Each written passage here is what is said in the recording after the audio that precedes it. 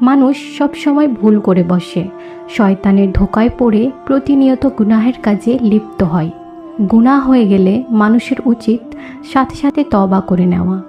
আল্লাহ তাআলা পবিত্র কোরআনে বলেন, হে ঈমানদাররা, তোমরা সবাই আল্লাহর কাছে তওবা করো, তবেই তোমরা নিঃসন্দেহে সফলতা লাভ করবে। আরেক আয়াতে আল্লাহ তাআলা বলেন, আর যে তওবা করে, ঈমান আনে এবং সৎকর্ম করে, অতঃপর সৎ পথে অটল থাকে, আমি তার প্রতি অবশ্যই ক্ষমাশীল।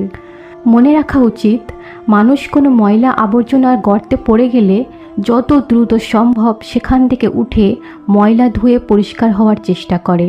ঠিক তেমনই গুনাহের পর তওবা করে নিজেকে পবিত্র করা উচিত। তাই কখনো কোনো গুনাহ হয়ে গেলে সঙ্গে সঙ্গে তওবা করে নেওয়া উচিত। গুনাহের প্রতি ঘৃণা ও পাপবোধের কারণে অনেকেই তওবা করেন, কিন্তু তওবা কবুল হয়েছে কিনা তা বুঝে ওঠা সম্ভব নয়।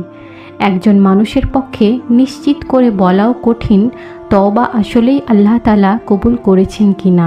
তবে কিছু আলামত বা লক্ষণের মাধ্যমে একজন মানুষ বুঝে নিতে পারবেন তার তওবা কবুল হয়েছে কিনা।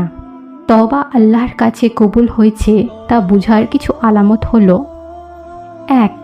আগের থেকে তওবাকারীর অবস্থা কিছুটা ভালো হওয়া, অর্থাৎ আগের তুলনায় নেক আমলের প্রতি আগ্রহ বেড়ে যাওয়া।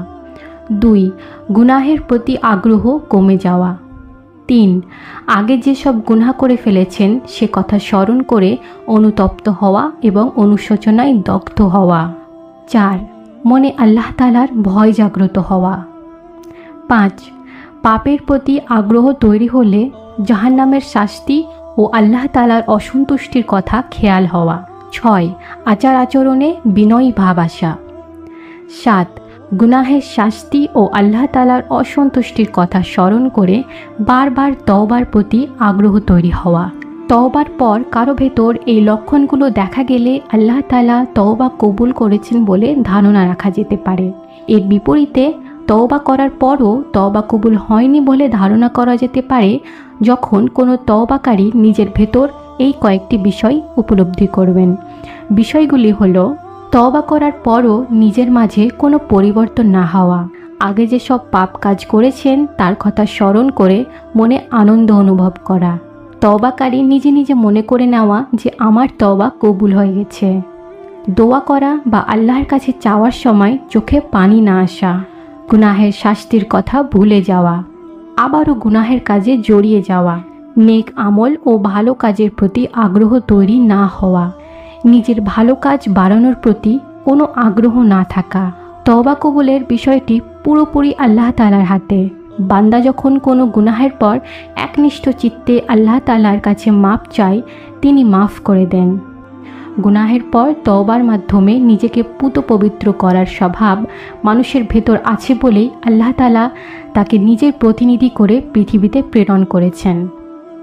এ বিষয়ে এক হাদিসে নবীজি সাল্লাল্লাহু আলাইহি ওয়াসাল্লাম বলেছেন, সেই মহান সত্তার কসম যার হাতে আমার জীবন, যদি তোমরা পাপ না করো, আল্লাহ তোমাদের নিশ্চিহ্ন করে দিয়ে তোমাদের পরিবর্তে এমন এক জাতি আনয়ন করবেন যারা পাপ করবে এবং আল্লাহর কাছে ক্ষমা প্রার্থনা করবে, আর আল্লাহ তাদের ক্ষমা করে দেবেন। অপর এক হাদিসে প্রিয় নবী সাল্লাল্লাহু আলাইহি ওয়াসাল্লাম বলেছেন, তোমরা আল্লাহ তাআলার কাছে তওবা করো এবং তার কাছে ক্ষমা প্রার্থনা করো। আমি দিনে 100 বার তওবা করি। সুবহানাল্লাহ।